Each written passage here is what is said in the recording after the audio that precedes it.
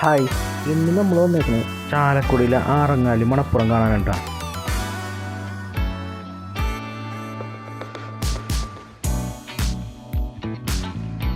ഞങ്ങളിവിടെ എത്തിയപ്പോൾ ഒരു 6 മണിക്കായിട്ടുണ്ട്.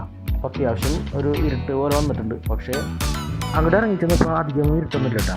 നല്ല വെട്ടമുണ്ട്, വെളിച്ചമുണ്ട്.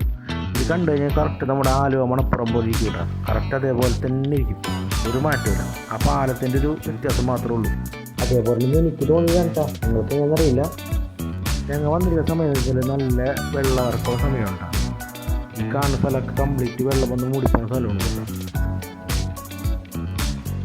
കുറച്ച് പിള്ളേർ അവിടെ ഓടുകൂടെ കളിക്കുന്നുണ്ട്. നല്ല വെള്ളാരെങ്കിലും എഴുന്നിട്ട് ഇഷ്ടം പോലെ. പിന്നെ ഞങ്ങൾ വന്നത് ഒരു ദിവസം കേട്ടോ. അധികം പേരൊന്നും ഉണ്ടായിരുന്നില്ല. പറഞ്ഞു ചില കുറച്ച് ടീം വെള്ളത്തിൽ ചാടി.